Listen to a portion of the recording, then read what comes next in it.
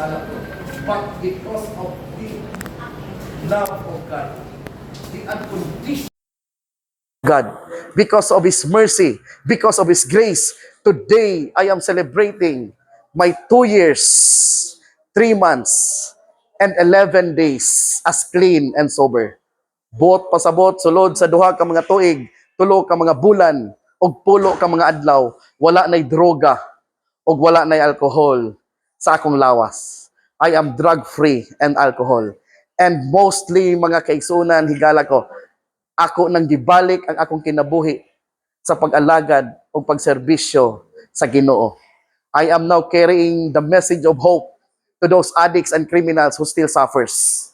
Og mao na kani ang new beginning sa akong kinabuhi. A new beginning is always possible. When a person struggles with addiction, it can feel like life is ruined, life is broken. But God specializes in giving new life to broken people like me. God will never, never give up on us. Addiction is powerful, but God's love, mercy, and grace is more powerful than addiction. Addiction is cunning. Addiction is baffling. Addiction is powerful. Ang addiction, usa kini ka mangingilad, usa kini ka makagagahom, og dili masabtan. Mao kana karon ako mo bisita sa mga eskwelahan nga naay mga estudyante pangidaron 14, 16, 15, 18 kay kining mga bataa ang ila ang huna-huna, ang ilang decision making, critical thinking, luya pa kayo. Ug ofera ni mong marijuana, inom, pasigarilyon, kiligon, di ba? So muna dali ra sila mailad sa addiction. So karon, no, according to 1 Corinthians chapter 10:13, no temptation has overtaken you except what is common to mankind. And God, our God is faithful. He will not let you be tempted beyond what you can bear. But when you are tempted, He will also provide a way out so that you can endure. Today, my dear friends, this is my mission. This is my calling. This is my advocacy and my ministry. Nagtukod ako og usa ka organization nga akong gitawag og Second Life Philippines. Everybody deserves a second chance. Ang Second Life Philippines, mga kaigsunan, usa kini siya ka organization para sa mga kriminal nga gikan sa prisuhan nga naa na sa laya. Mga adik-adik nga gikan sa rehab prisuhan nga naa na karon diri sa laya.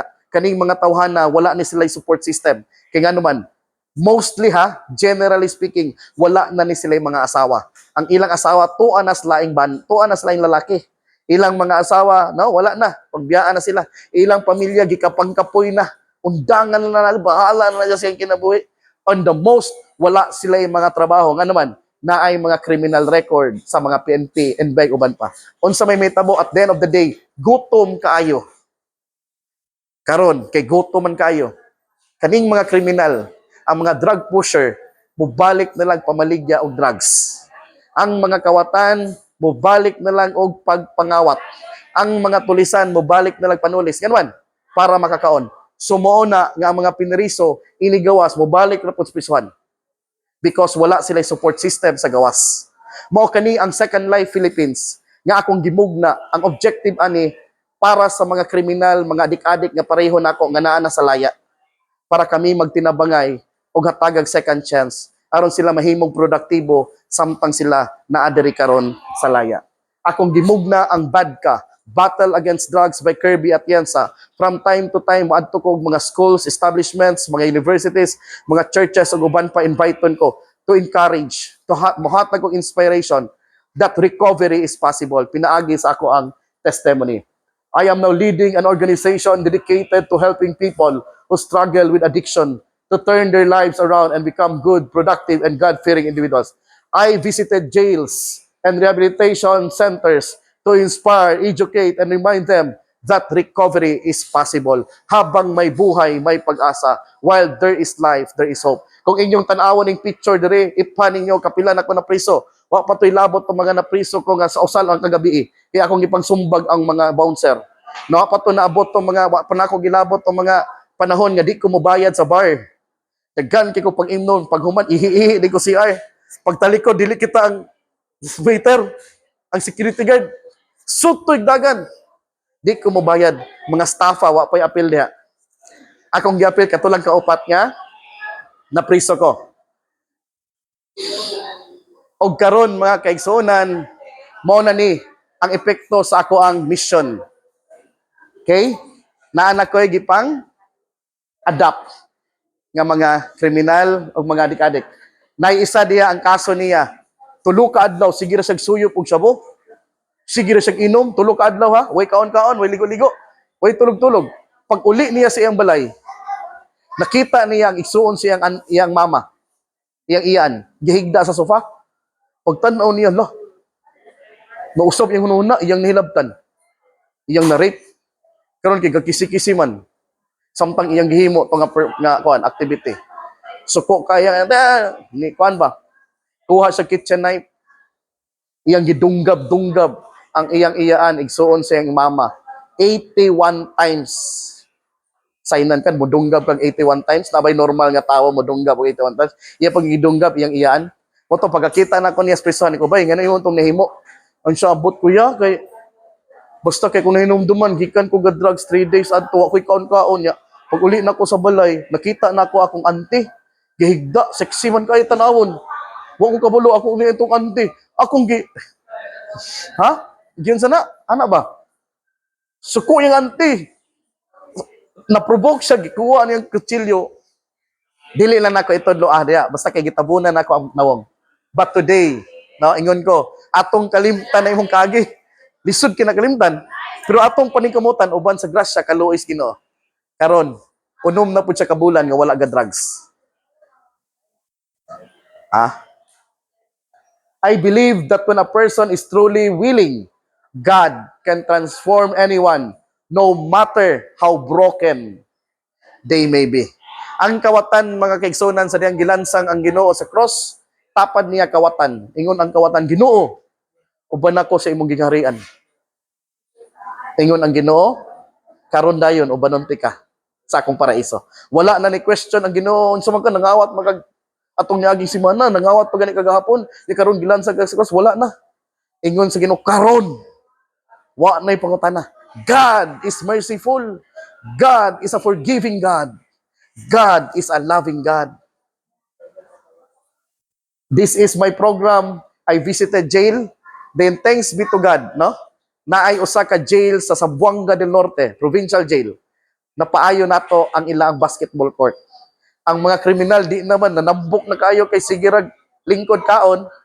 Sir, atyensa, gusto na mo paayuhon ning amuang kuan basketball court. Agasugod ko sa ring. Ang usa ka ring napalitan din na duha ka ring hangtod board, hangtod tibuok na gym ato ang na-renovate. So karon malipayon ang mga kriminal, naapa sila dito sa sulod, naapog kailang mga kaso ongoing pa.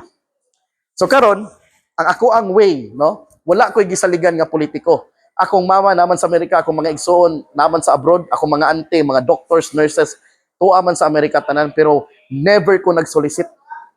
Kaya ngano, sa panahon sa akong addiction, sige na ko silang solicitan. Karon mga politiko, akong amigo, di na po ko magsolicit. Ang mayor sa Iligan, si Mayor Frederick Shaw, congressman sa una, gitablahan na akong 80,000 pesos. Munang karon, ang akong gisaligan, ang akong recovery, o ang akong Ginoo, God will provide. Sa akong pagdagandagan, paglakaw-lakaw, diri sa Tibok Mindanao, mag-message ko, hatag og hope, usara akong gisaligan. Kanirang akong magazine. Kaning magazine nga sa Philippine Publishing House, diri ra ko nagkuha og pamiliti, diri ra po ko nagkuha og pangkaon, og diri po na ako gikuha ang source sa moang organization, Second Life Philippines. So moingon sila nako, Curb, nganong di man ka muundang og adto-adto rehab? Adik-adik ka niya, sige ra kag pa-expose sa rehab. Anhin na lang kag Amerika pag nurse, ingon sa akong mga agaw, ingon akong mama. Pero niingon ko sa kong guling, unsaon na akong 300,000 a month nga sweldo sa Amerika. Unsaon man ako na, daghan kaayo ang mga tabangunon nga mga adik-adik masakiton susama nako diri sa Pilipinas. Ako nang i-devote ang akong life, wa ko gaapas og kwarta karon, ang akong giapas kalag nga magbagong buhay susama nako. Okay? So today, my dear friends, according to 1 John 1:9, it says, if we confess our sins, God is faithful God is willing to forgive us our sins and cleanse us from all unrighteousness. Dili ako masumhan, dili ako kapuyan sa pagtabang sa mga kriminal, sa pagtabang sa mga adik-adik, hangtod sa kinahulay ang ginawaan ako sa kinabuhi. Nga naman, because I do believe that everybody deserves a second chance. Daghang salamat ug may buntag kaninyong tanan. Kinsa may interesado aning kuan? Ha? 250 pero 250